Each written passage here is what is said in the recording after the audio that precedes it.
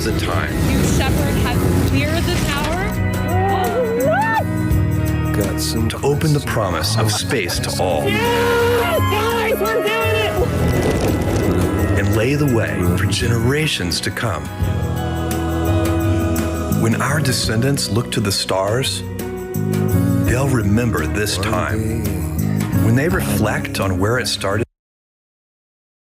they'll remember this place. And when they honor those first explorers who said, "Let's go," they'll remember these bold steps. We are of blue origin. And this Let's do this, New Glenn. is just the beginning.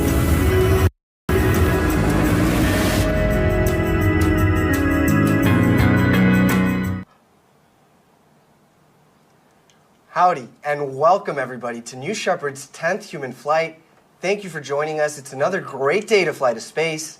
I'm Eddie Safer, joined today by Isabella Gillespie. Isabella, it's great to have you at the desk today. Why, thank you, Eddie. I can tell you there's absolutely no place that I'd rather be, well, maybe other than the rocket itself, but I'm thrilled to be here with you.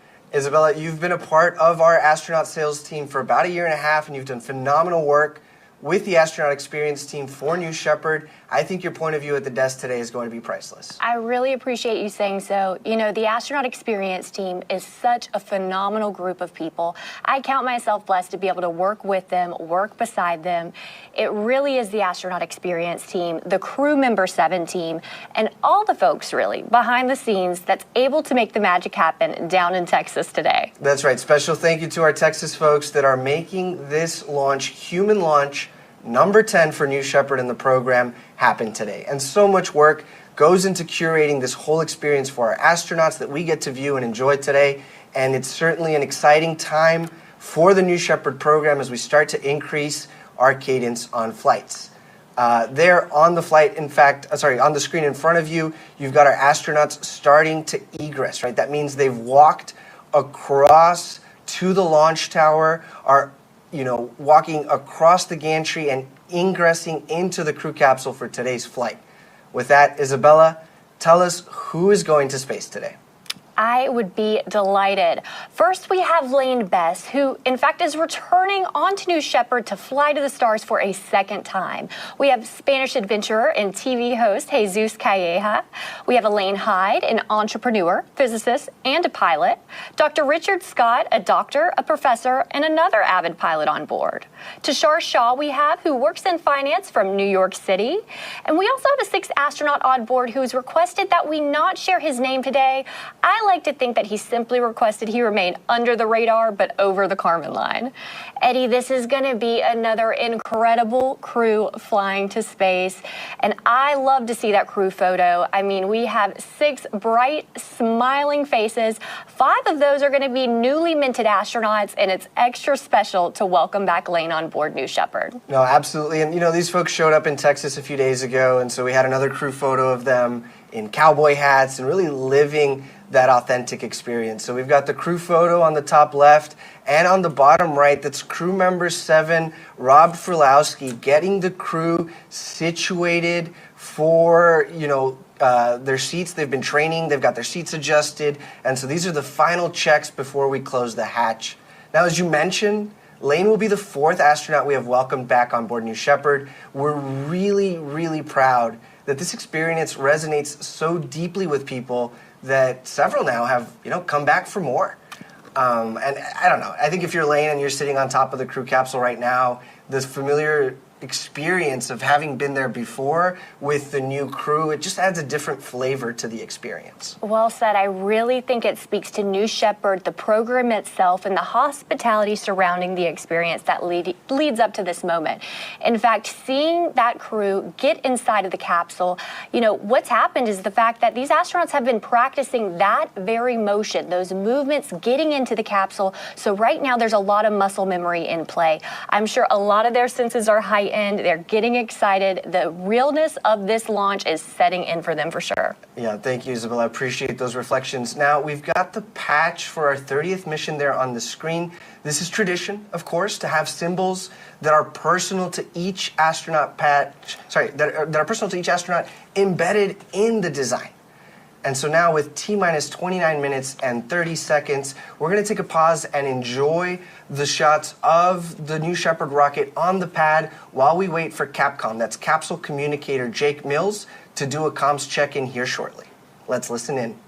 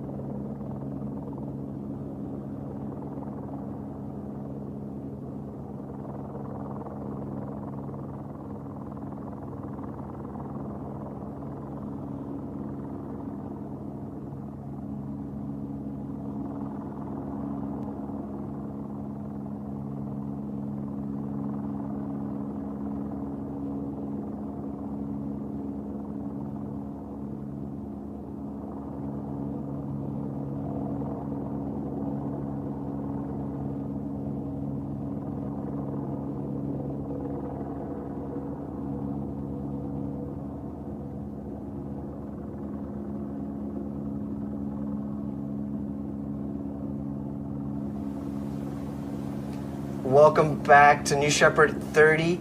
That's Jake Mills in the bottom right corner, our capsule communicator, Capcom. Now, before he was crew member 7, he was a turbo machinery subject matter expert, and here momentarily he'll be checking in with each of the astronauts in their seats, calling them by their call sign, and making sure that they've got communications direct to Jake for the entire mission. Let's listen in.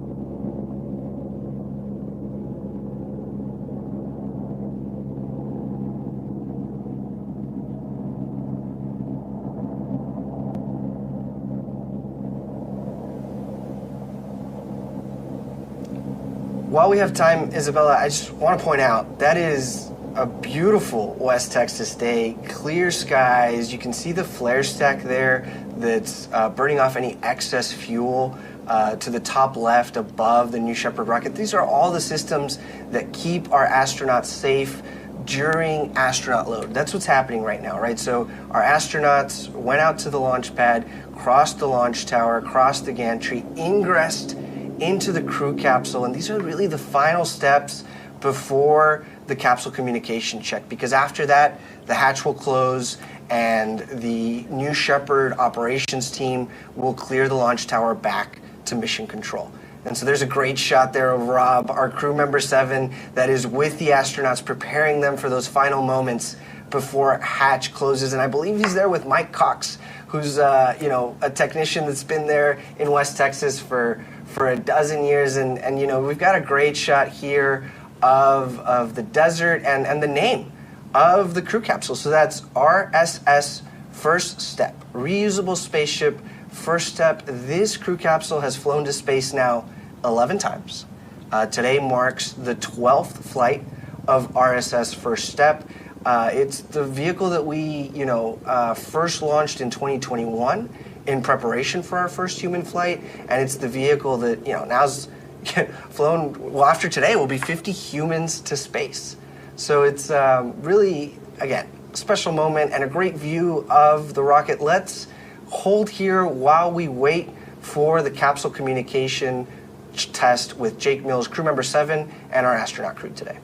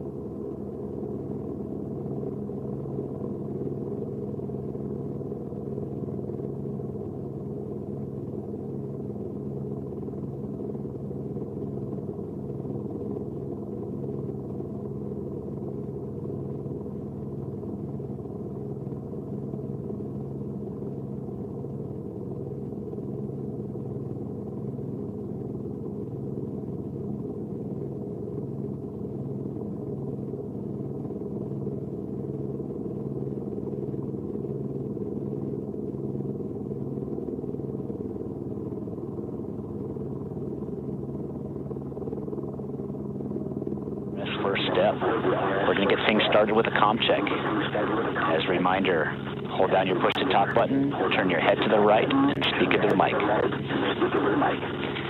Astronaut Best, comm check. Blue Control, Astronaut Best, good to go. Excellent, I have you saying. Kayeha, comm check.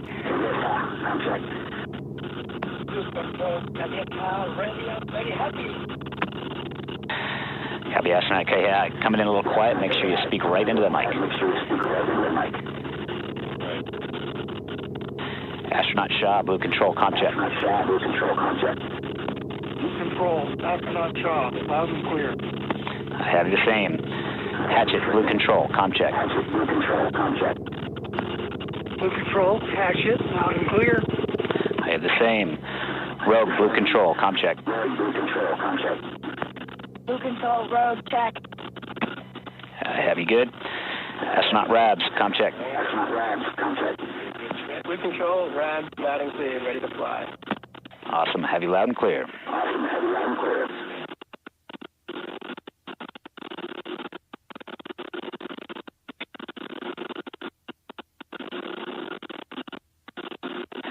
Height first step, we are at T-minus 21 minutes and 30 seconds and counting. Continuing through our procedures here in Mission Control. I'm going to keep you updated at everything we're doing. For now, just sit back and enjoy the experience.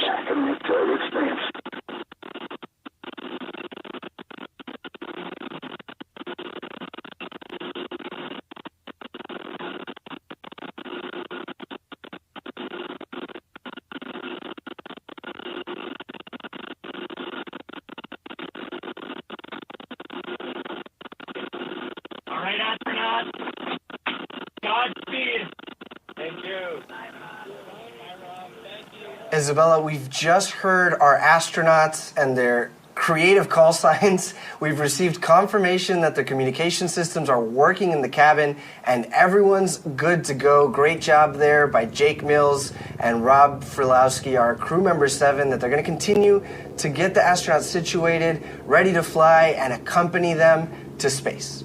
Every crew has a special crew name, and this crew has named themselves a Perfect 10. Well, that makes perfect sense to me, considering the fact that this is, in fact, our 10th human flight. I love it. 10 out of 10. Well, and Perfect 10s are so elusive and so hard to accomplish in real life, so we're hoping that that's what this crew does today. If you're just joining us, we're a little over T-minus 20 minutes from New Shepard's 10th human flight. Isabella, how are we feeling? You know, Eddie, I'll say for the benefit of Earth and our viewers at home, I'll refrain from singing, but I'm feeling good. You know, I really do get emotional when it comes time to manifest the astronauts, so when it comes time to launch them to space, I can hardly contain my excitement. I am sure the astronauts feel the same, as well as their wonderful families that are watching close by. Yes, that's exactly right? These astronauts will experience our planet firsthand. And really, we've seen that this experience creates a new outlook for each of them. So we'd like to take a moment to, look back at the story of New Shepard so far.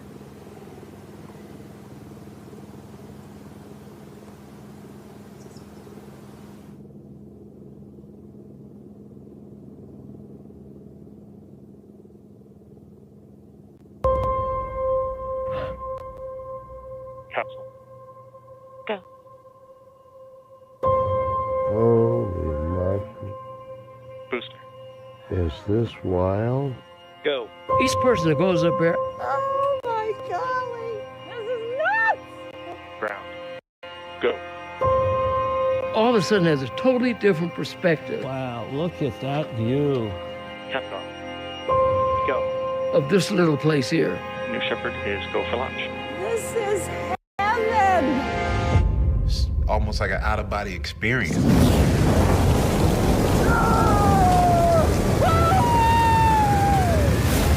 Shepard has cleared the tower.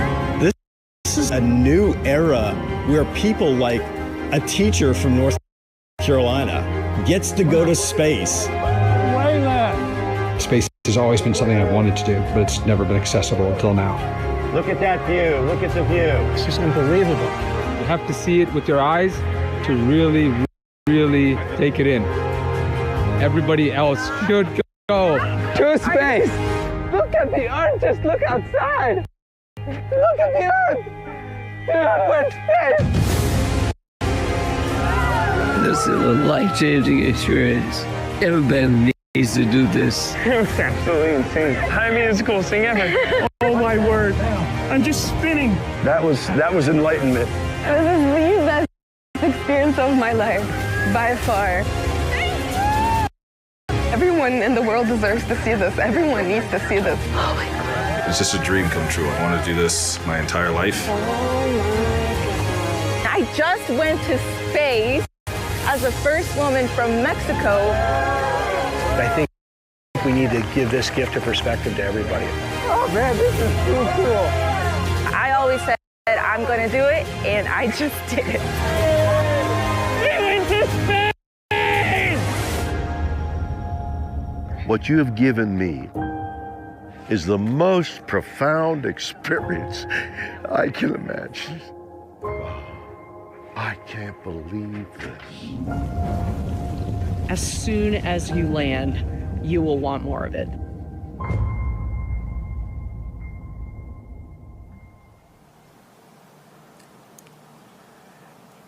The New Shepard astronaut alumni community putting this experience into words better than any of us ever could. Now, so far we've flown 47 people across 9 human flights. All told, that's just about over 7% of people who have ever flown above the Kármán line, all from West Texas. Following the flight today, that number will increase to 52 people. Isabella, what does New Shepard do for us? You know, what I love is the fact that it allows everyday people like you and I and like our viewers at home to go to space, to become astronauts. In fact, a few missions ago on NS-27, we introduced our second human-rated vehicle. It was an uncrewed verification flight for the new rocket. We also flew that same booster on our most recent mission on NS-29, which is a payload flight.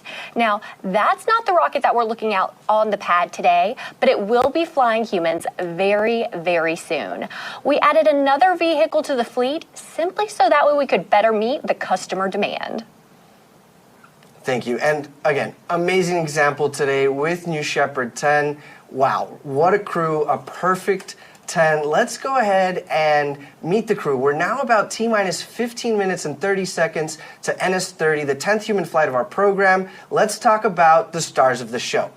In seat number 1, we're proud to welcome back Lane Best, the principal and founder of Best Ventures and Advisory. He's led and built some of the world's largest cybersecurity companies, including Palo Alto Networks and Zscaler. Lane is also a trustee at Carnegie Mellon and supports numerous philanthropic interests across health and social issues. He first flew to space on NS-19, and we're so honored to welcome him back today. In seat number 2, we're thrilled to welcome Spanish adventurer, pilot, and TV host Jesus Calleja. Bienvenido, Jesus.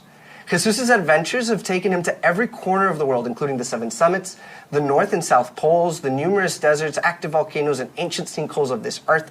Jesus is also a passionate race car driver, and he's participated in numerous international racing competitions, including 4 editions of the Dakar Rally and a 3,400-mile journey from the French Pyrenees to Senegal. One thing we know for sure, Jesus is in for the adventure of his life. We're thrilled to have him on board, and we know there are so many people in Spain cheering him on today. Una cosa que sabemos con certeza, Jesús, usted está a punto de vivir la aventura de su vida. Estamos encantados de tenerlo a bordo. Sabemos que hay muchísima gente en España y por todo el mundo acompañándolo y animándolo hoy. Muchísimas felicidades.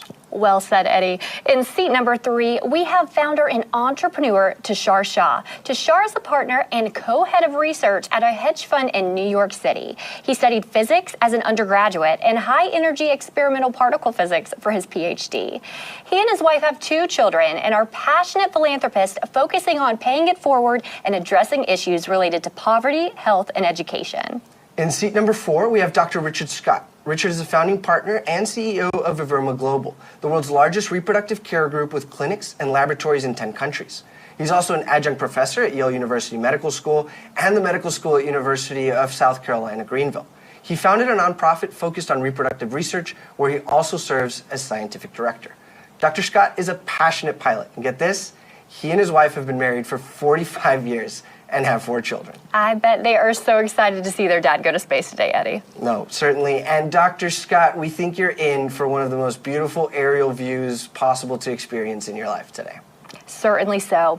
In seat number 5, we have Elaine Hyde. She's an entrepreneur, physicist, and an avid pilot. She's the founder of the Chicago Star, a news and media company, as well as Eastside Enterprises, a research and development company focused on AI-assisted media products. Fun fact, Elaine was born in Singapore and grew up in Australia. Space has been captivating her imagination since she was a child, like many of us watching today. During college, she studied business and physics with the goal of inventing experiments to be conducted in space. What an absolute honor it is to help fulfill her lifelong dream today of reaching the stars. You know, fun fact again, Elaine and her husband, who happens to also be a physicist, have not 4, but actually 5 children. And once again, I bet they're excited to see their mom go to the stars today. What a great roundup of the crew today. We've got physicists, we've got partners, spouses, parents, pilots, entrepreneurs, philanthropists. It really is a credit to your team, Isabella, the Astronaut Experience team, that has focused on getting us such a diverse slate of humans for New Shepard to fly. You know, it takes a village, Eddie, but I will say with our mission and vision being to have millions of people living and working in space, it's something that it's extremely important that we ensure that the population in space is representative of the population here on Earth. Perfect. Yeah, a great vision. Oh, and there we have the gantry being retracted a little bit from the crew capsule. Sorry, I just wanted to call that out as it was happening. We're at T-minus 11 minutes and 30 seconds. New Shepard is on the pad and awaiting launch. If you're just joining us, this is the 30th flight for the New Shepard program and our 10th human flight. Now today, our nonprofit, Club for the Future, is sending postcards to space and back on New Shepard from space enthusiasts and partners from all over the world, including Pololo Elementary School in Hawaii, Seattle Children's Hospital, and the Space for Art Foundation. We're thrilled to support Club for the Future and inspire and mobilize the next generation to pursue careers in space, technology, engineering, arts, and math. Now, like we've done on past mission, today's astronaut crew, a perfect 10, made their own postcards to fly to space. Every time we fly astronauts, each one creates a postcard, right? Something that they can build that's small, that they take with them to space and safely back. And here they are. There's Jesus Calleja there with a motif and a theme for his flight today. Isabella, have you made a postcard to space before? I certainly have. I made my first postcard to space back in January of 2022. I had not yet joined Team Blue, but I was so inspired. In fact, I had my mom and dad right there with me. We signed a beautiful letter that we sent to the stars, and wouldn't you know it, that just 1 week ago, my dad sent me a picture of the postcard that's now been stamped, certifying that it went to the stars, it's been in space, and I cannot wait to get my postcard framed. What an inspiring story, right? To have filled out the postcard before you started your career at Blue, now to be here doing phenomenal work with the Astronaut Experience team, and then receive that postcard back. That's a very special story. It really brings it full circle, having been just 1 week ago and now being here at the desk with you, Eddie. Now, before we wrap up this topic on postcards, I do notice we've entered a hold at the T-minus 10 minutes. But anyone can do this. There's a digital postcard drawing tool that's open to you. If you're a student, if you're a lifelong student, you're always want to be a lifelong learner. There's curriculum that teaches students and anybody who's doing it about space, about the value of space, walks you through the instructions, and you can also do this digitally at draw.clubforfuture.org. With T-minus 10 minutes and a little bit of a minute into the hold, let's go ahead and toss it to the New Shepard rocket at the launch pad as we wait for further direction from Mission Control.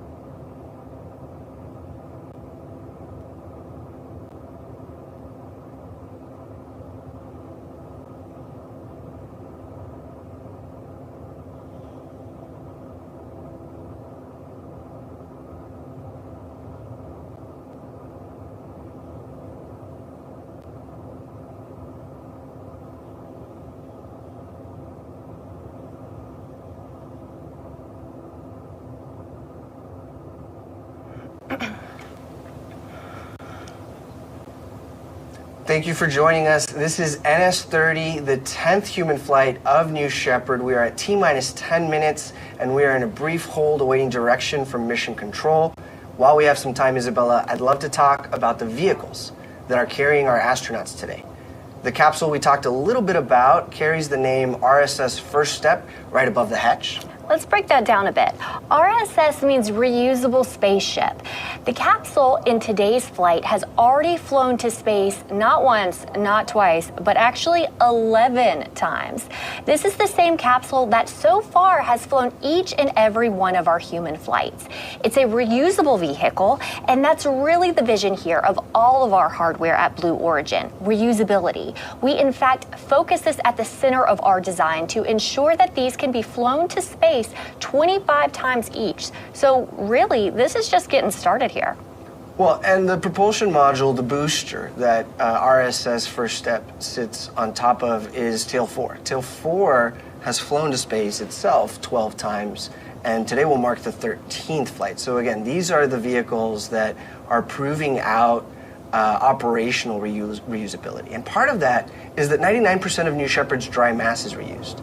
Everything from, like we talked about already, the crew capsule and the booster, but the engines, the parachutes, it's all used, on back-to-back-to-back flights. Well said, Eddie. Reusability is absolutely pivotal for us. It's so important at Blue because not only does it help reduce the cost of space travel, it also significantly reduces waste. And, we're continuing to develop New Shepard as a program. So that being said, with next generations of vehicles, essentially, that we're building, and we're doing that in our factory in Kent. So this is going to help to improve the cadence, ensure that we're able to improve the life of the vehicle. A lot of really great work is being done to ensure that we're going to be able to fly more people to space more frequently.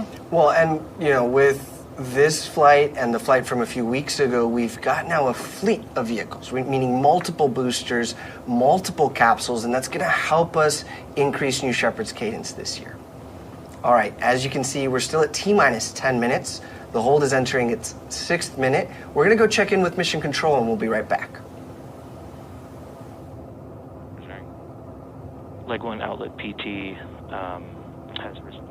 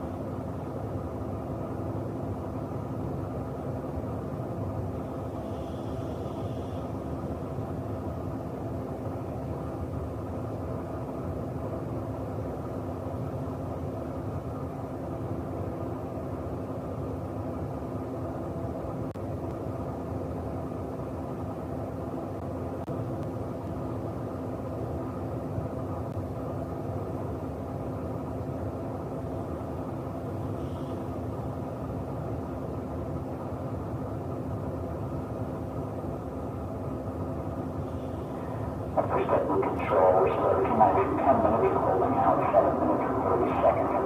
Executing the workaround to get us back into configuration for the turbo count.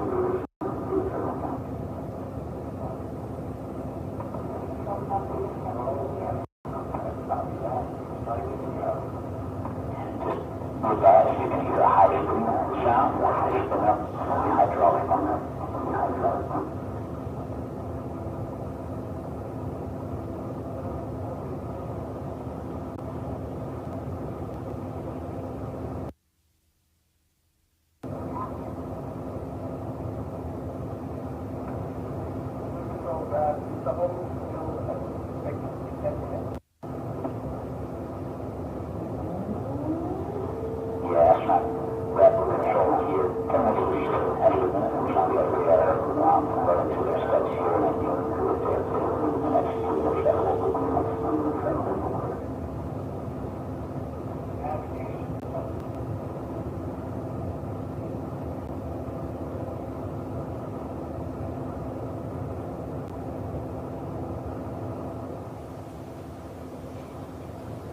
Welcome back to NS-30, 10th human flight. We're at T-minus 10 minutes, and we're in a bit of a hold. Isabella, while we have some time, it's just a special opportunity that we have you as part of the customer experience team. We talked about it just right now. There's a new fleet of vehicles to meet new customer demand. Isabella, what's the process like to get on the customer manifest? Eddie, honestly, it's as simple as going online and filling out that form. You're going to be contacted by one of our team members, and we'll walk you through the process and the path to get to our beautiful, beautiful manifest and how you would be able to walk on board just like you saw our astronauts do and ingress into that capsule. I'll walk you through the timeline, the pricing, the availability, what that looks like, and we can really help set the stage of expectations for the entire astronaut experience. One of our leadership principles at Blue Origin is customer focus, right? And being obsessed with the customer experience. I think it's great that you get to talk to our customers. What do you hear from them? Why are they interested in flying on New Shepard? That's one of my favorite things to ask when we are talking with prospective astronauts. What's your why? Typically, we're going to hear things in terms of perhaps they are a first of nation. They establish and want to be essentially, again, representing their home country. Otherwise, it's perhaps that they always wanted to be an astronaut and they weren't able to go traditional programs such as NASA. It could be something as simple as they didn't have 20/20 vision. And these are things that no longer restrict you from being able to soar to the stars. It's also something to where they're able to inspire that next generation. Every single astronaut, I truly think of them as a pioneer. They're opening that gate a little bit more each time, so that way more can follow and follow in their footsteps. So that way we're able to have, with time, millions of people living and working in space. And Isabella, is it safe to say that QR code there is an invitation to go online, fill out the form, and tell us your why? Please, please do. Come online, check out that QR code, fill out your form and why you're interested in going to space, and we would love to talk to you about that. We want to see millions of people living and working in space, like we say, so this really means that we have to talk to everyone. And when we look at that, it's going to be essentially the goal for our focus. It's something really important to us to ensure that we have representation, as we've said, to ensure that the population in space looks like that of our population on Earth. Okay, last question. Tell me about the astronaut experience. What happens right before your L0 launch day? Basically, the days leading up to launch. Right. So, what our astronauts could expect is to come to West Texas, out to Van Horn, 3 days before they launch. The first day, they'll get acquainted with their crew if they haven't already met them. They'll get to come to the astronaut village, of which you're staying in renovated Airstreams, tipping your hat to the Apollo era. It's something to where you'll go ahead and you'll get fitted up with your flight suit. You will be able to get custom hearing protection. As you can see in these wonderful video shots here, you're going to be able to then have 2 full days of astronaut training, and this is a bonding experience like never before. You'll get to spend time with that crew member 7 in addition to your other 5 crew members that you would be flying to space. You can see as you board, you ring the bell, and the training experience is one that sets the stage. So when you do board that capsule, again, lots of muscle memory coming into play so you can focus on the experience itself. Our hospitality team is top notch to ensure that you and your loved ones are taken care of. So you get to bring a +1. The day of launch, you're able to bring additional guests with you to commemorate the special experience of going to space. Well, and this is such special footage we have of the days leading to launch, right? For example, the astronaut crew is in the vehicle processing facility, what we call the barn, and they're learning from the crew member 7 expertise every nuance about the vehicle, about even right there when they're looking at our coat of arms, the symbology behind what everything means, what our motto is, and everything that's gone into thinking about Blue Origin. Look at that wonderful handstand by future astronaut Elaine. That's just, that's the level of excitement in the time leading up to launch. The energy is just honestly incomparable.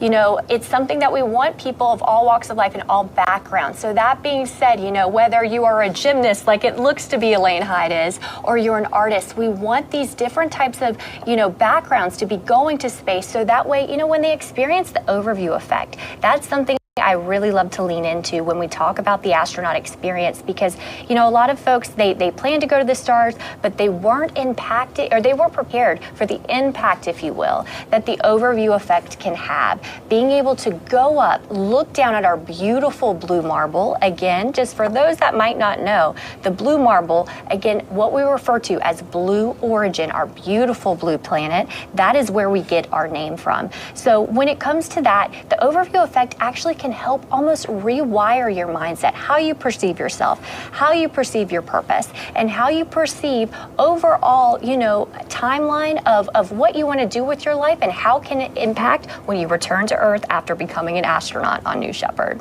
Wow, what a great reflection, Isabella. Thank you. So I could watch this B-roll footage all day long. So let's actually return to the launch site where we have this crew on board of RSS First Step, a Perfect 10, getting ready for NS-30, 10th human flight. Now this hold has allowed the team to do a few final vehicle checks. We expect it to clear shortly, so let's return to the pad, enjoy views of the crew while we get ready for terminal count. Well, sorry, first go, no go poll will be coming up next.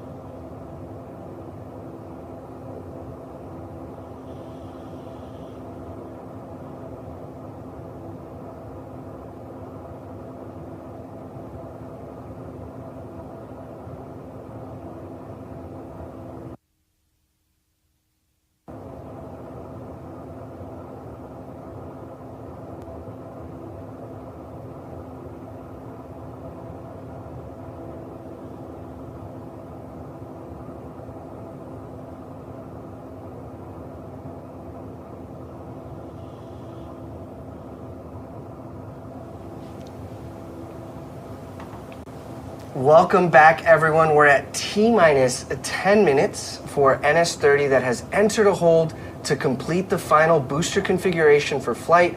We have a new T0 forthcoming from Mission Control. Now, that means that the hold will clear momentarily, and after that, we will be ready to do the go, no-go poll at around T-minus 9 minutes. So let's wait for that while we continue to enjoy views of our New Shepard rocket at Launch Site 1.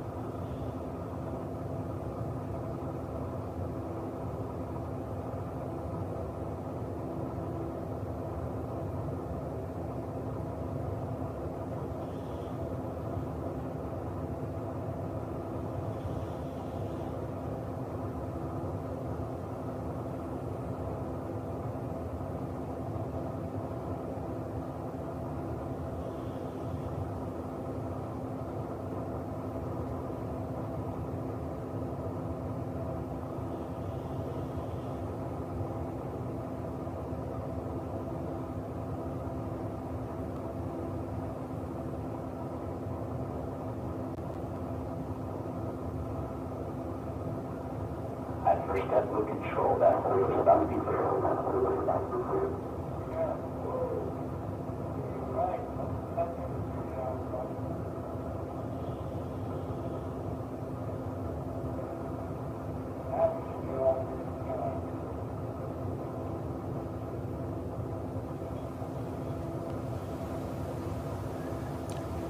Welcome back, everyone. The hold is cleared. We're at a little under T-minus 10 minutes, and I'm hearing from Mission Control that they're about ready to do the no-go pull for launch. Let's listen in.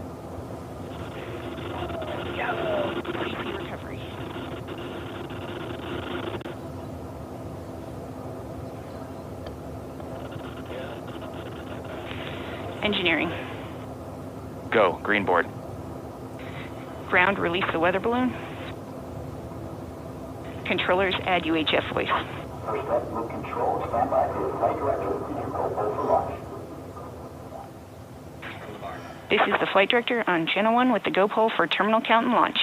Capsule. Go. Booster. Go. Ground. Go. Safety. Go. Capcom. Go. Engineering. Go. This is the flight director. New Shepard is go for launch. Booster, commence terminal count. Wilco.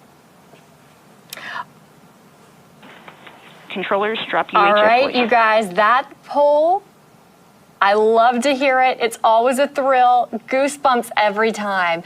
You know, it really is the final waypoint to get us clear for takeoff today. Game on, Isabella, and that was voice of flight director Michelle Christensen, who used to test BE-4 engines, and now she's running the whole show there in Mission Control. I mean, I'm ready. Are you ready? Let's get her up there. Let's light this candle.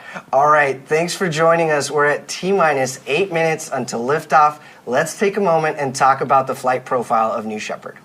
So New Shepard is a suborbital flight, and it's a fantastic way to be able to experience space because it is so accessible. It's a simple parabolic flight, so that means we're going to go straight up and straight back down when we're talking about that flight path, and it spans about 15 minutes total. Right, the New Shepard rocket has developed a vertical takeoff, vertical landing architecture, and we want to dive in a little deeper on today's flight profile so you know what to look for. 7, 6. New Shepard's mission 5, begins when the 4, countdown clock reaches 0. 2, 1, 0. At this point, the engine will start and the rocket will lift off of the pad.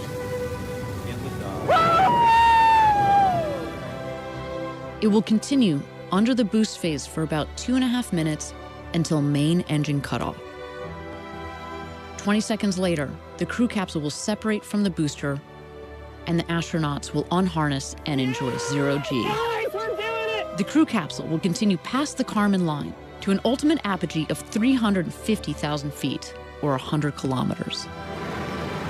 The booster will autonomously land on the landing pad, ready to be prepped for its next flight. Around 3.5 minutes after separation, the crew capsule will begin to re-enter Earth's atmosphere. Parachutes will deploy around an altitude of 7,000 feet, or 2,100 meters, providing a nice, slow descent back to Earth.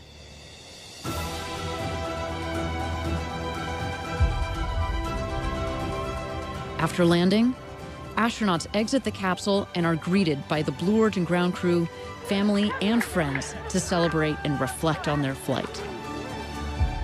New Shepard, an adventure unlike anything on Earth.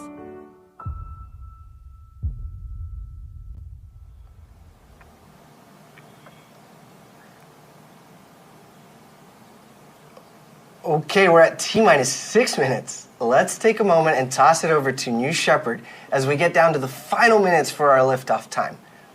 And there we have it, tuning into the action at the pad.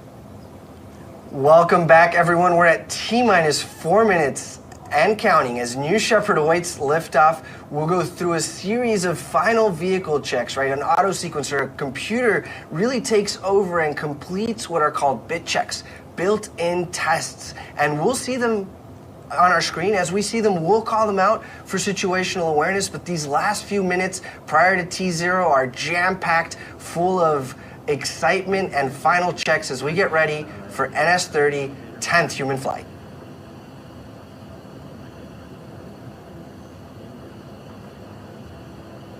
And that it just takes a long time and we don't want the astronauts winded and like breathing right in the top.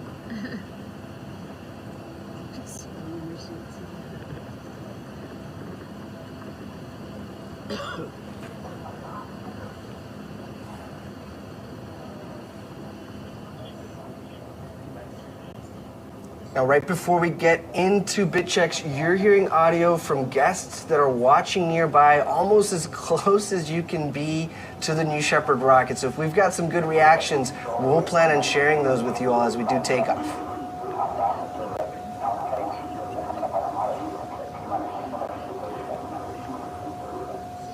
Oh, what a wonderful drone shot there approaching the launch pad. Isabella, you and I have been out there in West Texas for earlier launches. This is prime time right now. Adrenaline is high, and it's just exciting to be out there in West Texas. Looks like a beautiful day. It certainly is. My heart's going out right now to the families that are getting ready to watch their loved ones soar to the stars. You know, when I'm out there in Texas, otherwise, I typically am going to be holding the hands and holding on to those loved ones as, again, they are getting ready to see their loved ones have the journey that they will never forget. 2 minutes and counting. A great view here of all sides, really, of our launch pad, New Shepard, Tail 4, RSS, first step. It's all coming together beautifully here.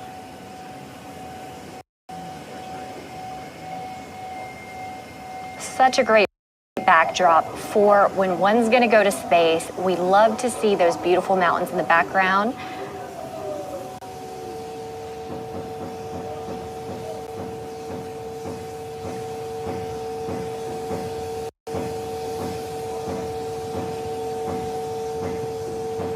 All right, less than 90 seconds to go. We're hearing hydraulic checks, pressurization system tests. Let's see what else we see. And those are the aft fins at the base of the vehicle that are moving through their full range of motion, again, completing their bit checks. These fins steer the vehicle on ascent and descent.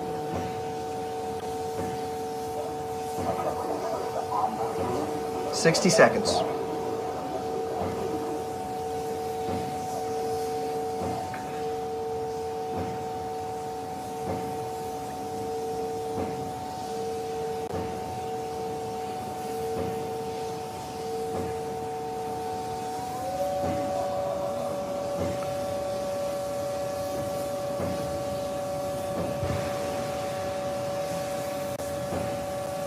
Just under 30 seconds. It's time to hand it off to Mission Control and launch this rocket.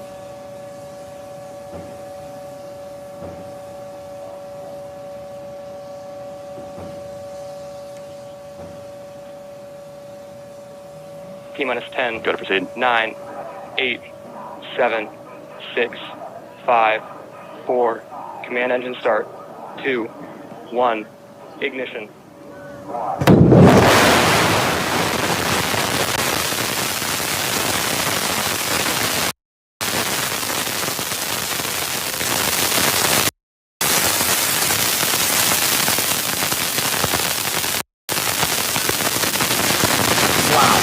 What a great takeoff shot. New Shepard has cleared the tower. Note on the bottom left that we have our speed and altitude graphics that will increase. They'll get faster and faster as the atmosphere gets thinner. And we've got B3 right now pushing the New Shepard rocket at 100% power level.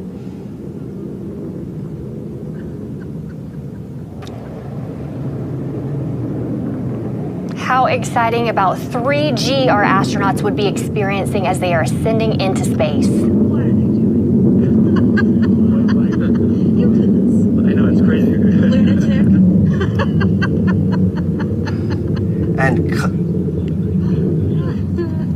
And again, the team here has been able to bring us that audio from the families that are watching as close as you can get to this launch and cheering on this flight crew, a perfect 10. Godspeed, New Shepard. Godspeed, a perfect 10. It's, I mean, certainly look at that BE-3 plume. It's the colorless plume of a liquid oxygen, liquid hydrogen engine.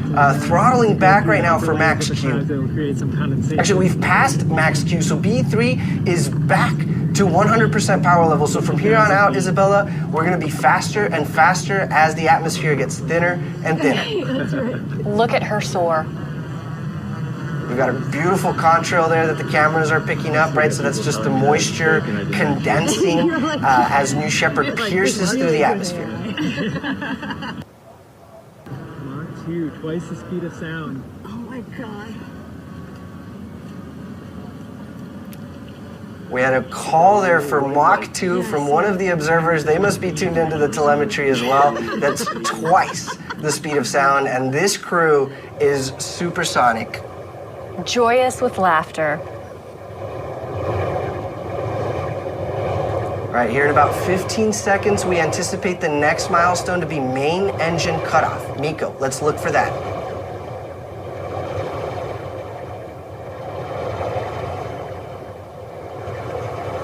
There we have it. Nico, in short succession here, will be vehicle separation, and then our astronauts will get to experience 0G prior to capsule apogee.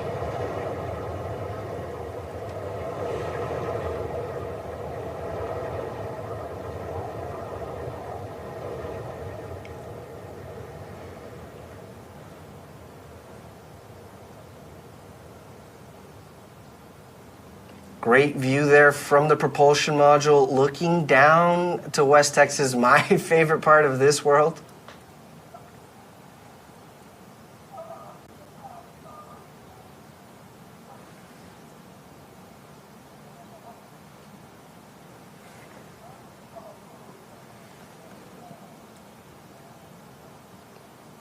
The 0G indicator is flashing. We are getting very close to apogee there. You'll see the velocity meter hit 0. I can only imagine what our astronauts are feeling right now. They have made it to what they came for today. They are in space, floating at 0G. Oh, and enjoying these views, right? From some of the largest windows to have ever flown in space. We hear their reflections on the way back, but I can't imagine what they're seeing. To the loved ones on the ground, wave hello. Your loved ones are in space.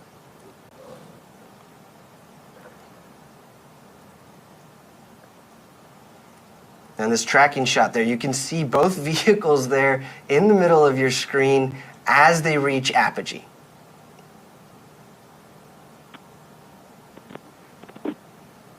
Okay, we have apogee. We're on the way back down. We're beyond the Kármán line. What an exciting, exciting mission for a perfect 10.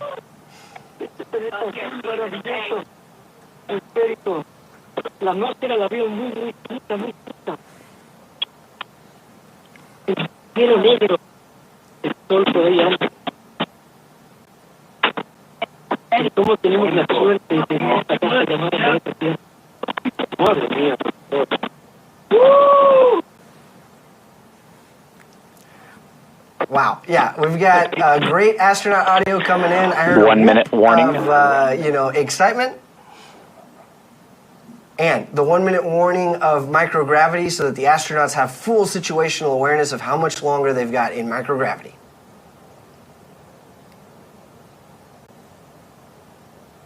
Well, you can notice the telemetry on the bottom of your screen is tracking the telemetry of the booster. So it is coming in faster and faster, and the altitude is decreasing over time. Oh, go ahead. What a great shot, though, being able to see both the booster and the capsule as they make their separate returns back to planet Earth. Yeah, no, a clear day for weather. Everything's been picture perfect so far. And now we anticipate the booster will land about 2 miles north of the launch pad on our landing pad, right? And as we start to reach that atmospheric pierce point, those aerodynamic control surfaces on the booster begin to do more and more work. And so we expect that booster first and then our crew capsule.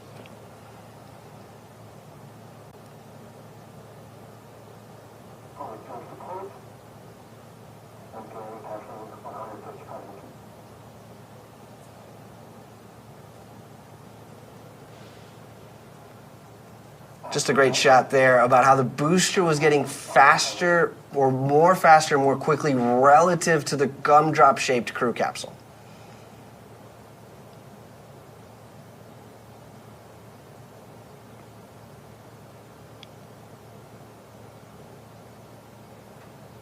Yeah, look, it just looks like the booster is floating, right? It's perfectly positioned. We do have those forward fins, it looks like, have been deployed, and those aft fins, you can even see them moving as they're steering the booster over the landing pad.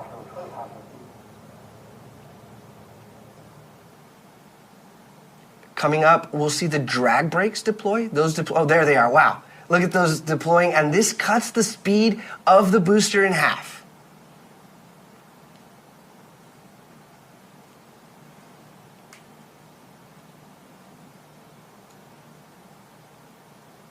Such a clean and smooth descent on that booster. Mighty impressive, Team Blue. B3 engine relight. Here we go. Last 1,000 feet over the landing pad.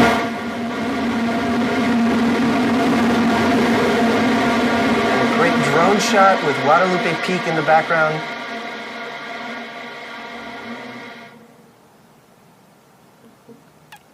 Looks like touchdown, tail 4. Wow. Welcome back to Earth, New Shepard booster. Incredible shot. Phenomenal job, Team Blue. But everyone watching at home, stay tuned, hang in there. This show is not over by a long shot. Soon here, we're going to be seeing our capsule and know that our astronauts are returning home safely to Earth. Much to stay tuned for. Right, and so these folks now are seated, they're buckled, they're experiencing 5Gs, and then we've got the shot of the crew capsule coming in. How phenomenal. Again, Eddie, as you mentioned, that is gumdrop shaped, so that way it can help on its return to Earth, ensuring that it slows its descent.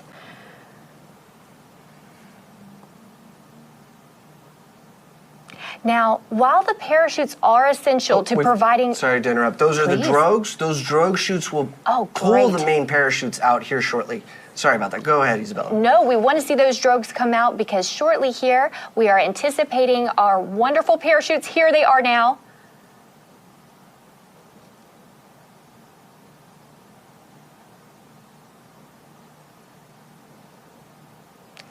And as they expand, we have not one, not two, but 3 beautiful, fully broadened, wonderful parachutes. Look at those go. Now, those parachutes are what's going to help make a gentle and soft touchdown, as well as a couple other safety systems we have in place. We do have a retro thrust system that's at the base of the capsule that, again, as we near the desert, as we near the ground, again, is going to soften that landing. Right, so we call that the terminal deceleration system, the TDS system, and it essentially pushes pressurized gas towards the desert. It's like a hockey puck if you've ever played air hockey at an arcade. It sort of just floats over the desert as it's kicking up that West Texas dust. That's right. So if you're watching for the first time, I always like to note that dust we want to see. It is a dusty desert that we have, so that retro thrust system is again what's going to push up that dust. All right, less than 1,000 feet to go here before the retro thrust system fires. If we've got a good drone shot, look for those happy astronauts with thumbs up signs and clapping. See how close we can get.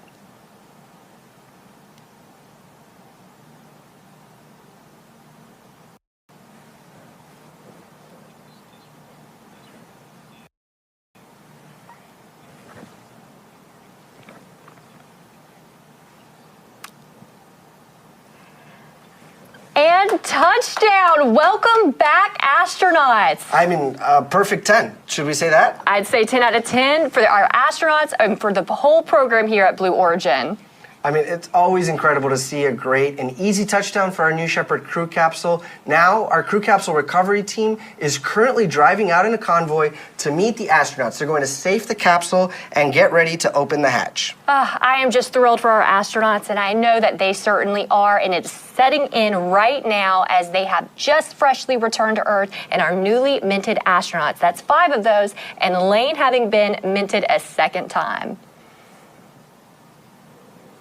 Yeah, look, you still have that West Texas dust sort of lingering there from the retro firing system. The crew capsule comes back in a passive state, and so the team knows ahead of time more than likely where in the West Texas desert the capsule will land. Actually, from the drone shot we have there, we're pretty close to the road. So we'll anticipate that recovery team coming in on the road there to, to safe the capsule. They'll be led by crew member 7, and then they'll, greet their family members and just celebrate that they've been to space. That's right.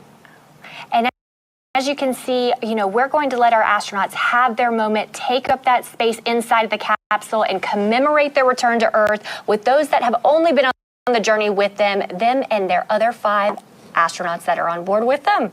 So, Isabel, while we wait, we do have a special guest today, one of our former New Shepard astronauts, someone who has experienced this same flight profile firsthand that was in this crew capsule, Mario Ferreira. Mario, bom dia, como vai, tudo bem? How are you doing today? I'm doing fine. Can you hear me good? Good afternoon. Congratulations. Yes, Mario, I've got you loud and clear. Yeah, go ahead. Congratulations to the new arrived team, especially to Jesus, our friend here from Spain that I was very happy to meet before he went into this space trip. And I just can feel how excited he is right now after this intensive and fantastic 10 minutes. No, Mario, thank you for joining us to share your experience. How is it, to be in the crew capsule, having just gone to space, but before crew member 7 comes, before the family and friends? What is that moment like when it's just you and your crew touch down on terra firma? Well, for sure, they're living a huge moment of adrenaline release. At the same time, they are feeling great by touching ground. They're looking over the windows to see who's approaching. But they all, for sure, if you get in the sound of the capsule, they're all excited, and a lot of us were screaming with all that adrenaline pumping up through our bodies, and with the happiness and joy of having such a thrilled experience and coming through, especially on this re-entry and coming down the capsule. It's a memorable experience for me. In terms of physical experience, the return was actually more intense than the takeoff, and of course the most memorable of all good feelings was being in space in zero gravity, looking out of the window. That is something that they will never forget, as I will never forget them. No, Mario, you said it exactly right? You experience almost 3 Gs on the way up, 5 Gs on the way down, and 0 Gs when you're up there, so you really cover the full range there. Mario, let me ask, we know Jesus is very famous in his home country of Spain, and that he interviewed you for a documentary that recently aired on Amazon Prime Spain. I think it's called Calleja en el Espacio. Tell us about what that conversation was like and what you both talked about. Well, he came over to Portugal, to my office, and we were in Porto, Portugal, and talked because we have some other things in common, not only being to space, as he was now. He knew I went on the 22 mission. So also, as a coincidence, I did the Rally Dakar, the most intense rally race that there is in the world. I did it still in Africa. I was the last one in Africa. He did also the new wave of the rallies in the South Americas. He likes to explore the, Arctic, Antarctic, like I did also several. We had a lot in common, and he came by since we weren't too far apart, and he wanted to listen firsthand, so I could explain what was the experience.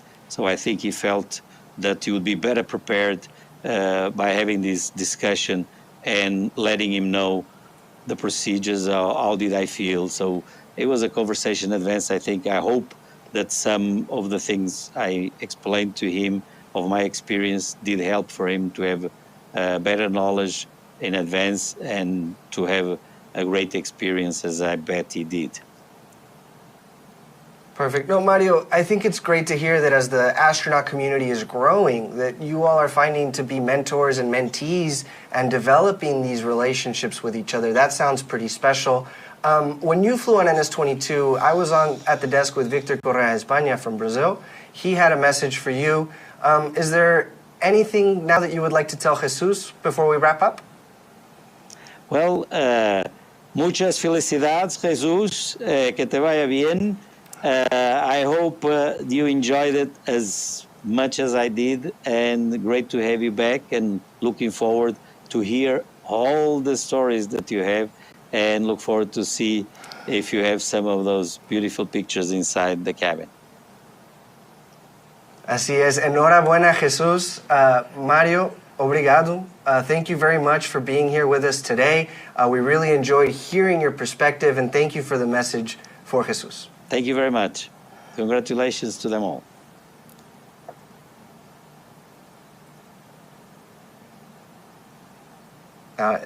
Isabella, just to hear back from someone who's done it firsthand and is sharing their experience with them, what are your thoughts? Honestly, I love getting the feedback from our alumni. It's something to where I love to ask every single one of our flown astronauts, what do you wish you would have known before? What do you want passed down to the next generation of Blue Origin astronauts? And, these feelings are so raw that we're getting ready to see as our astronauts are going to egress from that wonderful capsule. Well, and let's return to the action out in West Texas. We've got some shots here of that recovery team. It looks like they've approached the crew capsule. So there's a few key sort of events here. They're moving the parachutes out of the way so that they're not a trip hazard. They're electrostatically discharging the crew capsule, performing any final venting maneuvers, and generally making it a safe space to have a celebration that we're going to see here live. We've got that CM-17 preparing. They might have to hack down a cactus or two to get those staircase nice and stable to celebrate as each and every one of these astronauts steps out and makes their first step returning to Earth since becoming astronauts. No, and I love playing the I Spy game. So there's a parachute in the top left corner in a mesquite bush, it looks like, and you've got Rob Frolowski to the right. He's holding the key effectively for the crew capsule hatch, right? So he can unlock the crew capsule, break that seal, and welcome the astronauts home. But he's only going to do that once the environment around the crew capsule has been verified safe. So anecdotally, just a fun fact, I loved hearing from Sarah Knights, one of our CM7s, that on our last mission, typically you'd think that we'd have astronauts ready to run out of the capsule, but in fact, as she went around, made sure every single one of them were ready, they took their time. They wanted to stay in, and, we want to give them that time. So we have our team prepared to capture these emotions as they re-embrace and rejoin their family back on Earth. Right, and that is our director of the Crew Member 7 office, Sarah Knights, on the left there wearing the feather. So between Sarah and Rob, and the camera crew that we have out there, we're going to look for some live reactions. There's Rob again. He's about to open the hatch. Welcome back to Earth, astronauts. A perfect 10 if I've ever seen one.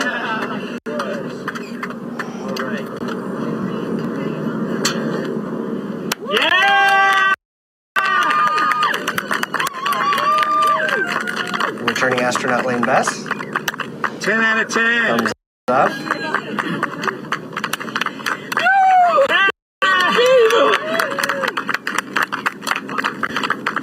And Jesús Calleja, bienvenido de regreso, Jesús.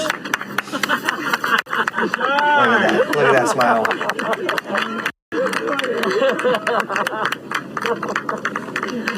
And that's astronaut Shaw.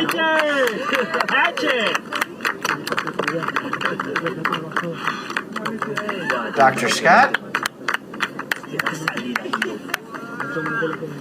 Taking in that moment, much to celebrate.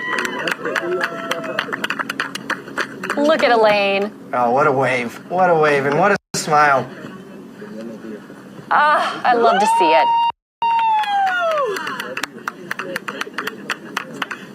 and our 6th astronaut celebrating his return to Earth.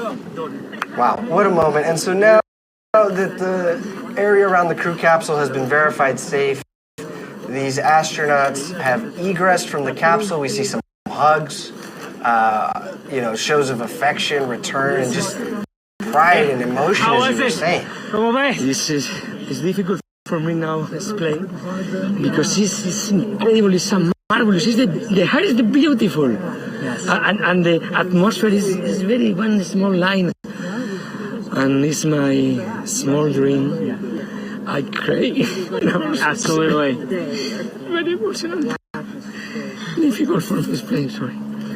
Sorry, everybody, but it's very special. Congratulations. Thank you. For these guys, because the spin of the atmosphere, it sounds like, has got him feeling all sorts of emotions. It's fantastic. This bigger home, the hair, is very important protection. See you. Elaine, how was your experience, Elaine? Congratulations. I can't believe just what You're an happened. astronaut. This is your whole life. You did it. I think I left half myself up there. I feel like I'm still there. It's a wonder. It's a wonder. I can't wait till you go. I'm so happy for you. I mean, I thought I knew what home was. But when I was floating up there, and you see it right there, it's like you're home, and then you get this new definition of what that means. It's incredible. And like honestly, in there, I felt like I was in a cradle that you just made for me, and I was so safe. And I was set on the River Nile with you watching over me, and I was going to get to somewhere really good. And I'm here now. And you're there, yeah. Back on Earth, which is the greatest part. And I remember just like being up there, and there was this pull. There was this just, I know we were weightless, but it was just like calling me. Earth was calling me. Congratulations, Elaine. Astronaut Rogue. Thank you so Congratulations. much. Oh, one more thing. Astronaut Rogue looks like the call sign with the new definition for home. Hails from Australia, Singapore, and planet Earth. The one I took up. Yes. All right, Team Blue. 750 if you went with me to space. Thank you so much. All right. That's for you. Thank you so much. Team Congratulations. Blue that accompanied astronaut Rogue. That's beautiful. It's perfect, Look too. at that. NS-30, one of our newest repeat crew members. Our great trainer. Excellent job, Rob. It was flawless, and the training helped us, really. Actually, I got a few things here, too. I'm going to give Cameron, who went up with me on our mission 19, NS-19, I'm going to give him his and his husband's wedding ring. Did. Excellent. Anyway. Oh my goodness. Congratulations. Oh, thank you. You did it again. Yeah. I got to tell Welcome you. to this crew. I'll tell you, second time was better than the first, so everybody else who goes up, you got to go twice. Perfect 10. Meaning it wasn't, okay, I gotta go. It wasn't better. It wasn't better because I didn't have him, but I'm just saying it just feels good every time. Yeah. Excellent. Well, congratulations. Thank you, Rob. So much Thank for you very joining us much. again. Thank you. Blue Origin. Heard it here first. The second time is better than the first. And I mean, just what a special moment there between Cameron, who flew on NS-19, with Lane, and just returning in a memento. The wedding rings, how special. Everything I dreamed and more. The forces were wonderful. All the experiences and the blackness of space. It was everything you could dream of. Well, thank you so much. You made it. Congratulations. You're officially an astronaut. Us. Absolutely. All right. Well, thank you. Congratulations. You're good. Doctor. Thank you. Thank you, Blue Origin. Thank you.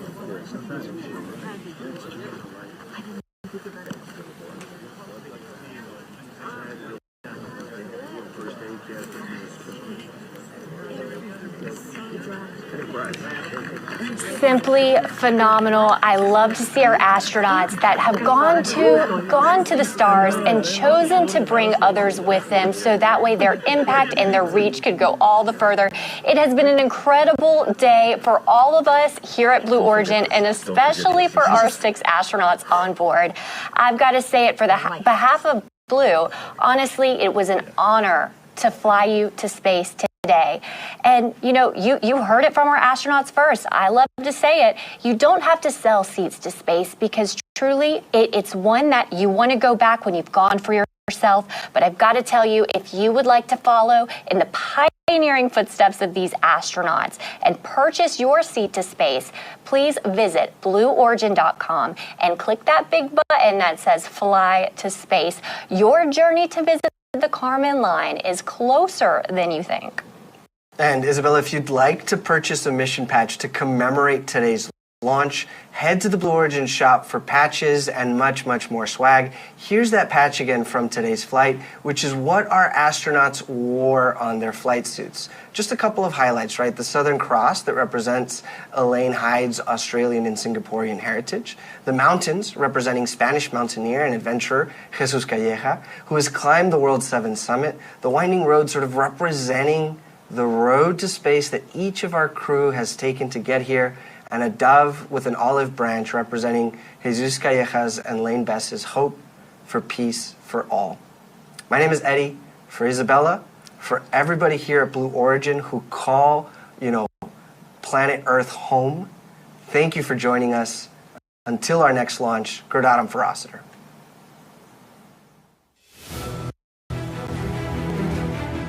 Have you ever dreamed of going to space and gazing back on Earth through some of the largest windows that have ever flown in space? We certainly have. T-minus 10, 9. A once-in-a-lifetime journey is closer than you think. It's your time to join the new generation of astronauts.